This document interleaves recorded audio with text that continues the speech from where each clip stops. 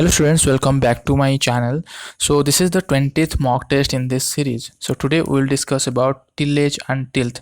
आपको लग रहा होगा कि मैं पहले दो दो करके मॉक टेस्ट अपलोड कर रहा था रोज़ मेरे चैनल पे और अभी एक एक करके हो रहा है, क्योंकि अभी कुछ दिन से मैं थोड़ा बिजी शेड्यूल चल रहा है और अभी और 3-4 दिन बिजी शेड्यूल चलेगा। तो अभी बियर कीजिए, अभी एक एक करके लेक्चर आएगा और इसके बाद जो है 3-4 दिन के बाद हम लोग अगेन दो दो करके 7 AM एंड 7 PM में हमारा मॉक टेस्ट लॉन्च होगा। क्योंकि अभी थोड़ा बिजी शेड्यूल चल रहा है तो इसीलिए मैं एक एक करके ही कर पा रहा हूँ या फिर एक एक दिन मिस भी हो जा रहा है। तो या so let's start with tillage and tilth. What is the first question? The physical manipulation of soil with tools and implements to result in optimum soil condition for better germination and growth of crop is called. The physical manipulation of soil with tools and implements to result in optimum soil condition for better germination and growth of crop is called. Options are tilth, tillage, plowing, leveling.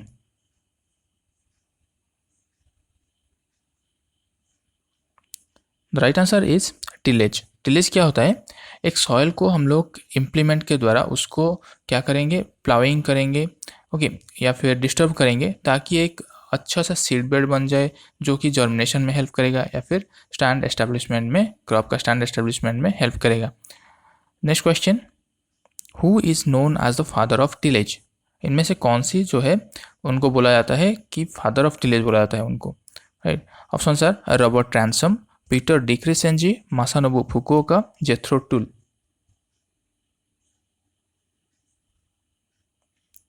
The right answer is Jethro Tull. He is also known as father of weed. Okay, father of weed science. Weed science. ये एक किताब लिखी, उसका नाम क्या था? Horse hoeing husbandry. Okay. Then Masanobu Fukuoka, father of natural farming. Peter de Crescenzi, father of agronomy. Robert Ransom developed iron share.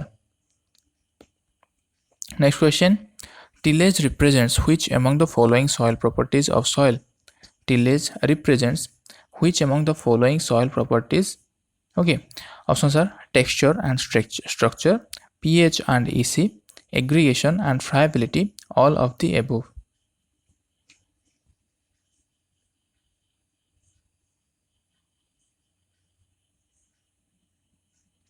The right answer is aggregation and friability. Tillage represents aggregation and friability of soil. Okay. Next question. Higher percentage of larger aggregates after tillage are desirable for. Higher percentage of larger aggregates after tillage are desirable for. Options are irrigated agriculture, dry farming, dryland agriculture, rain-fed agriculture.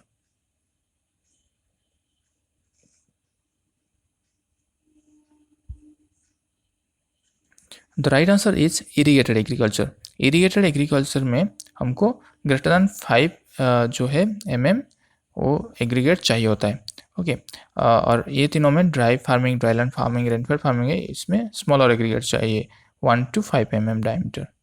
Okay, aggregate का diameter जो है ये रहना चाहिए.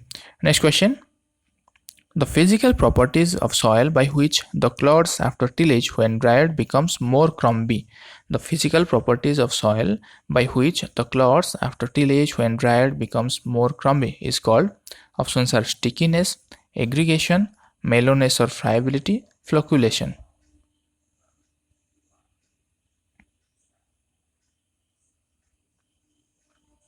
The right answer is mellowness और friability. ये एक tillage का प्रॉपर्टीज़ है. ओके. सो मेलोनेस एंड फ्राइबिलिटी क्या होता है? जब एक क्लॉड है, सपोज आप टिलेज करते हो एक सॉइल, उसमें क्या बन जाता है? छोटा छोटा क्लॉड बन जाता है. टिलेज में एकदम फाइन नहीं होता है, तो टिलेज होने के बाद छोटा छोटा क्लॉड बन जाता है. वो अगर ड्राई होता है उसके बाद उसको अगर हम प्रेस करते हैं, वो इजीली ब्रेक डाउन हो जा रहा है और क्रम्बी स्ट्रक्चर हो जा रहा है, इसी उसको बोलेंगे मेलोनेस एंड फ्राइबिलिटी. वो जो प्रॉपर्टी है उसको बोलेंगे. कुछ कुछ क्लॉड होता है वो क्या होता है? हार्ड ही रहता है, तो उसको हम नहीं बोलेंगे mellowness and friability. Mellowness and friability is a desirable character for crop growth. Next question, the tilth considered good tilth and the soil retain optimum moisture and free air when the ratio of soil micro and macropore is. कब हम बोलेंगे एक tilth को, tilth यानी tillage का consequence, tillage होने के बाद सॉइल का जो कंडीशन रहेगा उसको बोलेंगे टिल्थ।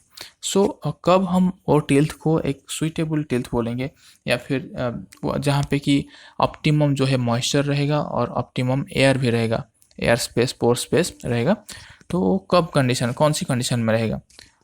अगर जो है micro and micropore ratio is 1:1 और 1:2 और 2:1 और इधर 1:2 और 2:1। The right answer is 1:1। अगर माइक्रो एंड माइक्रोपोर का रेशियो जो है इक्वल रहेगा, ओके 1:1 रहेगा, या फिर कैपिलरी पोर और नॉन कैपिलरी पोर का जो रेशियो है वो 1:1 रहेगा, तब वो कहलाएगा एक good tilth. Next question, which among the following is not an objective of tillage? इनमें से कौन सी टिलेज का ऑब्जेक्टिव नहीं है?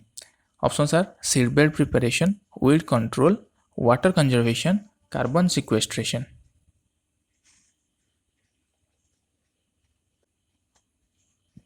The right answer is carbon sequestration. ये एक टिलेज का ऑब्जेक्टिव नहीं है। कार्बन सिक्वेस्ट्रेशन नहीं होता है, टिलेज करने से कार्बन डाइऑक्साइड होकर एमिट हो जाता है, यानी कार्बन ऑक्सीडेशन होता है, यानी कार्बन लॉस होता है। ओके, सो कार्बन सिक्वेस्ट्रेशन मतलब कार्बन को एटमॉस्फेयर से हम ला के सॉइल में ट्रैप करना, लेकिन यहाँ पे टिलेज करने से कार्बन ज़्यादा एटमॉस्फेयर में मिल रहा है। Okay, and seed bed preparation ये तो मेन ऑब्जेक्टिव है, वीड कंट्रोल हो जाता है टिलेज के द्वारा, वाटर कंजर्वेशन भी हो जाता है क्योंकि टिलेज करने से वाटर होल्डिंग कैपेसिटी बढ़ता है और इन्फिल्ट्रेशन कैपेसिटी बढ़ता है, ये सारे होता है। So this will be the right answer. Next question, which among the following crop required fine seed bed? इनमें से कौन सी क्रॉप जो है उसको फाइन सीड बेड चाहिए होता है? Option are sesame, tobacco, gram, both A and B. The right answer is both A and B. Sesame का सीड आपको पता है कितना छोटा छोटा होता है, और टोबाको का सीड भी बहुत छोटा होता है, इसमें सीसेम से भी छोटा होता है।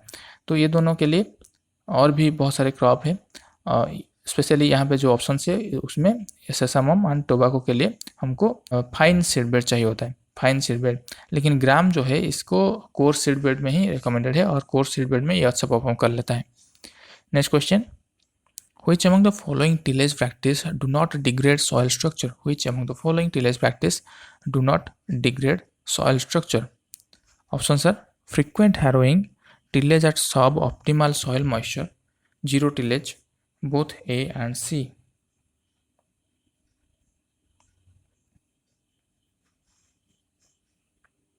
The right answer is zero tillage. Zero tillage में सॉयल स्ट्रक्चर डिग्रेड नहीं होता है। जीरो टिलेज में क्या होता है, रेसिड्यू रिटेंशन रहता है, राइट। रेसिड्यू रिटेंशन होने से सॉयल का स्ट्रक्चर अच्छा होता है, फिजिकल कंडीशन उसका बढ़ता है, अच्छा होता है, ऑप्टिमम होता है। Next question, the bulk density between tilled and untilled soil is, the bulk density between tilled and untilled soil, options are higher in tilled soil, higher in untilled soil, equal in tilled and untilled soil, depends on soil moisture. The right answer is higher in untilled soil. Suppose एक soil है, उसको हम tillage करते हैं, मतलब वहाँ पे पोर space जो है वो इंक्रीज हो रहा है, पोर स्पेस इंक्रीज हो रहा है। तो पोर स्पेस इंक्रीज होने से बीडी क्या होता है, बल्क डेंसिटी क्या होता है, मास बाय वॉल्यूम। अगर पोर स्पेस इंक्रीज होता है तो वॉल्यूम इंक्रीज होता है, तो वॉल्यूम इंक्रीज होने से बीडी क्या होगा, डिक्रीज होगा। तो जहाँ पे टिलेज करते हैं वहाँ पे जो है वॉल्यूम डिक्रीज होता है, बीडी डिक्रीज होता है, ना कि हायर होता है। सो ऑन टिल सॉइल में जनरली बीडी जो है हायर रहता है। Next question, which among the following is not true for tillage? इनमें से कौन सी जो सेंटेंस है that is not true for tillage? Option sir fades soil colour, increases rate of infiltration, increases hydraulic conductivity, increases thermal conductivity.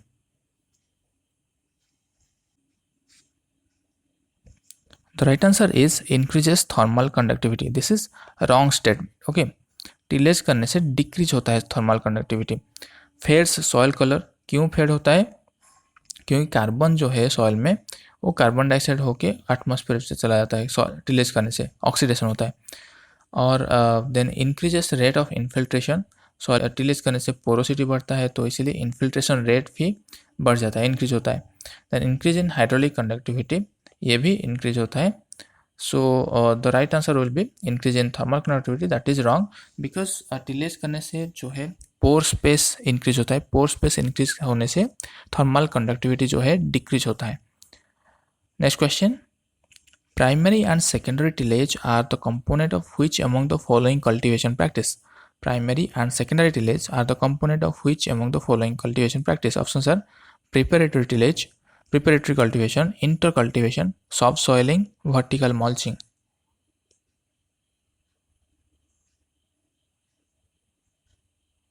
The right answer is preparatory cultivation. जब हम sowing करते हैं या फिर प्लांटिंग करते हैं उससे पहले जो कल्टीवेशन हम करते हैं उसको बोला जाता है प्रिपरेटरी कल्टीवेशन। तब प्राइमरी एंड सेकेंडरी टिलेज होता है। प्राइमरी टिलेज यानी जो प्लाव करते हैं हम लोग, देसी प्लाव हो गया, एमबी प्लाव हो गया, उसमें प्लाविंग करते हैं। देन सेकेंडरी टिलेज में हैरोइंग करते हैं, देन कल्टीवेटर यूज करते हैं, that is secondary tillage. Inter cultivation क्या होता है? इंटर कल्टीवेशन में मतलब हम जब क्रॉप ऑलरेडी एस्टेब्लिश्ड है, वेजिटेटिव स्टेज में हो या फिर कोई भी स्टेज में, हम लोग उसको एरेशन के लिए या फिर वीडिंग के लिए हम जो भी एक्टिविटी करते हैं उसको बोलते हैं इंटर कल्टीवेशन। सब सॉइलिंग क्या होता है? सब सॉइलिंग में जब हार्ड पैन डेवलप होता है एक पर्टिकुलर लेयर में, सपोज प्लाव सॉइल डेवलप होता है या फिर जो सब सॉइल है वहाँ पे एक हार्ड पैन डेवलप होता है ड्यू टू कंप्रेशन, तब उसको जो टिलेज करके उसको ब्रेक किया जाता है उसको बोलते हैं सब soiling. Next question, the optimum range of soil moisture for effective ploughing without structural degradation is. कितना जो मॉइस्चर रहना चाहिए जो कि ऑप्टिमम है to prevent structural degradation during tillage. Option sir 0 to 25% depletion of available soil moisture, 25 to 50% depletion of available soil moisture, 50 to 75% depletion of available soil moisture, 75 to 100% depletion of available soil moisture. The right answer is 25 to 50% depletion of available soil moisture. Depletion of available soil moisture यानी जितना भी soil moisture holding capacity है soil का, उसमें से कितना percentage deplete होता है। ओके, डिप्लीट यानी कितना परसेंट लेस रहता है। तो इतना डिप्लीट होने के बाद जो है सॉइल का स्ट्रक्चरल डिग्रेडेशन ये नहीं होगा अगर हम टिलेज करते हैं, राइट। अगर ज़्यादा डिप्लीट नहीं हुआ, मतलब 0 to 25% depletion of available soil moisture, मतलब वहाँ पे सॉइल मॉइस्चर ज़्यादा है, तो वहाँ पे कंप्रेशन होने का चांसेस है, पडलिंग होने का चांसेस है, वहाँ पे स्ट्रक्चरल डिग्रेडेशन होने का चांसेस है। या फिर ड्राई सॉइल हो गया, जैसे कि 75 to 100% डिप्लीशन हो गया या फिर 50 to 75% डिप्लीशन हो गया, यहाँ पे भी पाउडरी हो जाएगा वो सॉइल और इरोजन प्रोन हो जाएगा। तो इसीलिए जो ऑप्टिमम है वो 25 to 50% depletion of available soil moisture है। Next question, the soil type which can be plowed in a wide range of soil moisture condition. The soil type which can be plowed in a wide range of soil moisture condition, that is, options are sandy soil, loamy soil, silty soil, clay soil.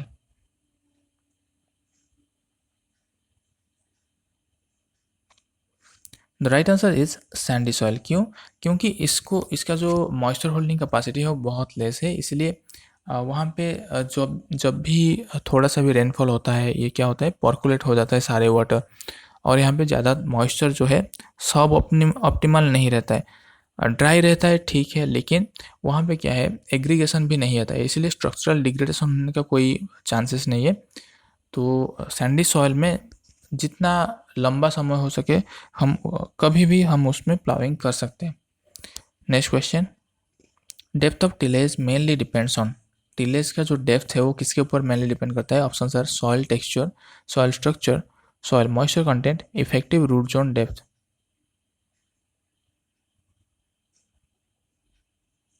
The right answer is effective root zone depth. Root zone depth जहाँ तक effective होता है, या फिर effective root zone depth किसको बोलेंगे? जहाँ से सॉइल ज़्यादातर मॉइस्चर और न्यूट्रिएंट जो है अपटेक करता है जिस रीजन से, तो उसको बोलते हैं effective root zone depth.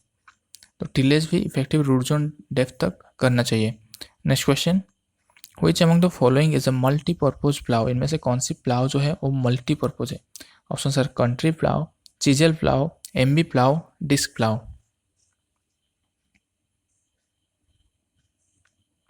The right answer is country plough. इसको अदरवाइज बोलते हैं देसी प्लाव। आप देखे होंगे जो फार्मर यूज करते हैं जनरली उसको बोलते हैं देसी प्लाव। तो ये एक मल्टीपर्पज प्लाव है, इसमें हम स्टैंड एस्टेब्लिशमेंट के लिए अगर प्रिपरेटरी कल्टीवेशन करना चाहते हो वो कर सकते हैं, वीडिंग करना चाहते हो वो कर सकते हैं, तो बहुत सारा एक्टिविटी किया जाता है। Next question, according to CRIDA the ploughing depth considered as deep ploughing, CRIDA के हिसाब से कौन सी डेप्थ में अगर प्लाउइंग करते हैं उसको बोलते हैं deep ploughing. Option sir 5 to 6 centimetre, 15 to 20 centimetre, 25 to 30 centimetre, 40 to 50 centimetre. The right answer is 25 to 30 centimetre. CRIDA जो है Central Research Institute for Dryland Agriculture, ये एक क्लासीफाई किया था टिलेज का अकॉर्डिंग टू डेप्थ। तो 5 to 6 सेंटीमीटर जो है वो सैलो है, 15 to 20 सेंटीमीटर जो है मीडियम टिलेज है, medium depth, and 25 to 30 centimetre जो है वो डीप प्लाउइंग उसको बोलते हैं। Next question, Which among the following tillage implement is used for breaking soft soil hard pan? इनमें से कौन सी टिलेजमेंट इम्प्लीमेंट यूज होता है soft soil hard pan break करने के लिए? Option sir MB plough, chisel plough, soft soiler, both B and C.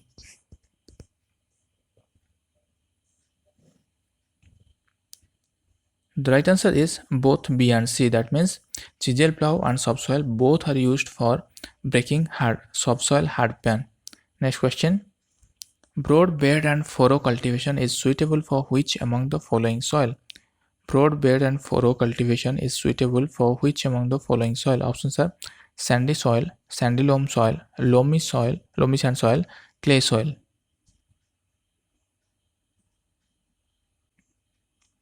The right answer is clay soil. Broad bed and furrow method जो है इसको डेवलप किया था एक रिसर्च ने। ओके, सो ये क्ले सॉइल में क्या होता है, ज़्यादातर पानी जमा रहता है, तो इसीलिए एक ब्रॉड बेड बनाते हैं वहाँ पे, और फोरो मतलब जहाँ पे पानी स्टोर होता है। तो ब्रॉड बेड एक 100 to 160 to 120 सेंटीमीटर का ब्रॉड बेड बनाया जाता है। उसके बाद थोड़ा सा 30 to 45 सेंटीमीटर का जो है चैनल बनाया जाता था, जो कि जिससे रीज एंड फोरो में होता है। तो ये बेड हो गया रीज, फोरो हो गया ये channel.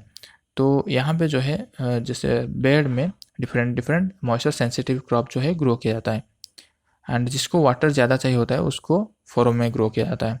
Next question, setline planting in Gujarat was adopted for sowing of which among the following crop? Set-line planting in Gujarat was adopted for sowing in which among the following crop? Options are maize, groundnut, cotton, both groundnut and cotton.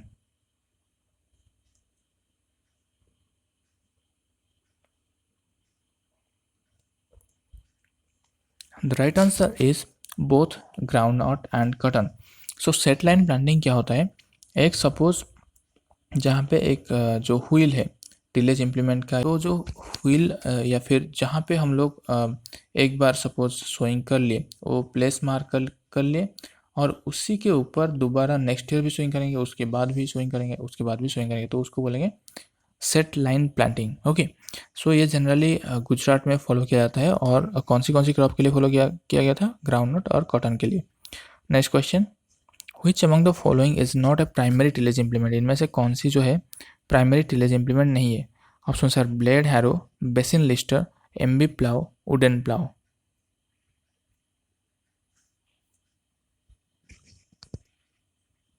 The right answer is a blade harrow. Okay, harrow जितने हैं ये सारे secondary implement है, secondary tillage implement.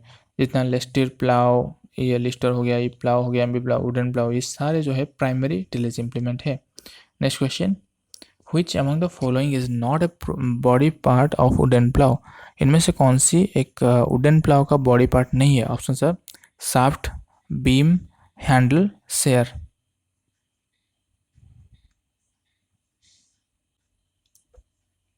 The right answer is beam. Beam किस में होता है? Beam जो है प्लैंक में होता है। ओके, बीम इसको बोलते हैं, यहाँ से आता है, यहाँ पे एनिमल रहता है। ओके, तो ये प्लैंक जो है इसका जो मेन कंपोनेंट है वो बीम है, और शाफ्ट, हैंडल, शेयर तीनों रहता है देसी प्लाव में। Next question, which among the following plough has 2 MB और कॉल्ड डबल विंग्ड प्लाव? इनमें से कौन सी प्लाव जो है उसमें 2 MB लगा रहता है और उसको बोलते हैं double winged plough? Option sir subsoil plough, chisel plough, ridge plough, rotary plough.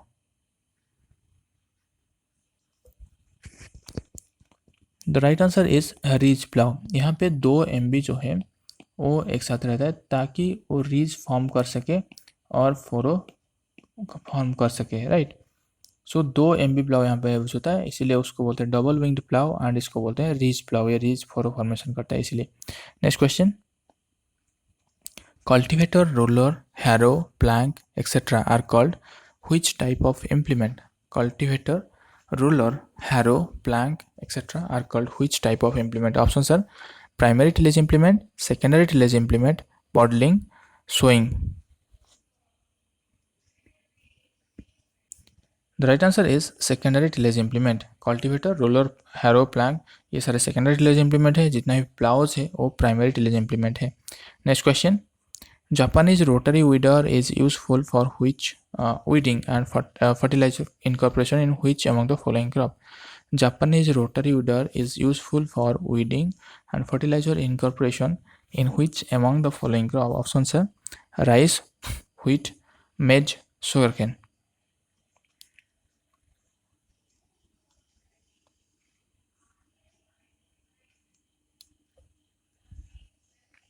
So Japanese rotary weeder is generally used in rice. Next question. Which among the following is not a modern concept of tillage? इनमें से कौन सी tillage जो है modern concept of tillage को नहीं follow करता है, या फिर इनमें से कौन सी टिलेज जो है मॉडर्न कॉन्सेप्ट ऑफ टिलेज नहीं है? Option are zero tillage, minimum tillage, clean tillage, stubble mulch tillage.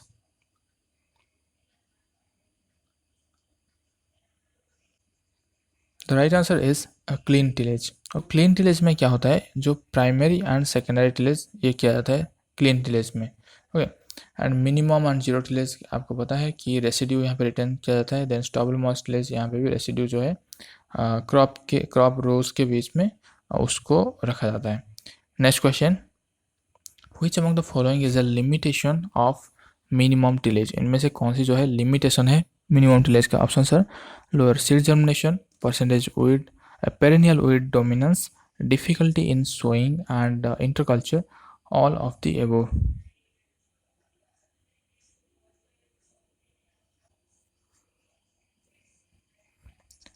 The right answer is all of the above. Okay.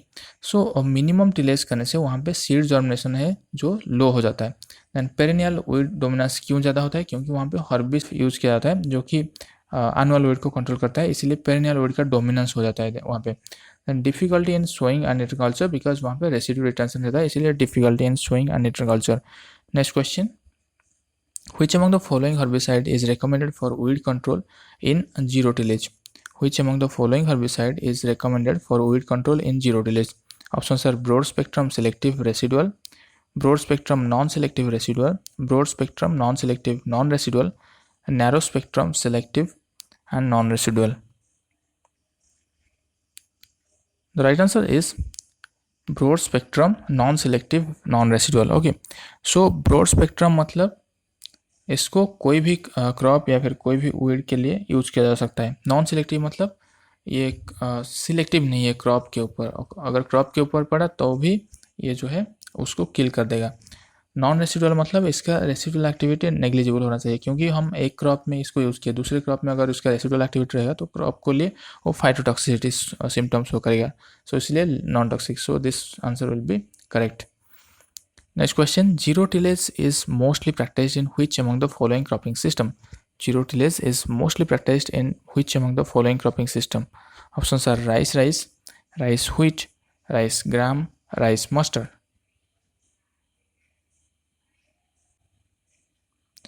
The right answer is rice wheat. Rice wheat is the predominant cropping system in India and ये generally Indo-Gangetic plain में grow किया जाता है.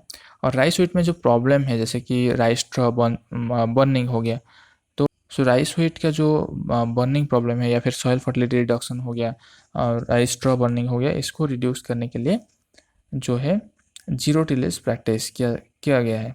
Okay, zero tillage. Next question. Which among the following is a zero till seed drill instrument?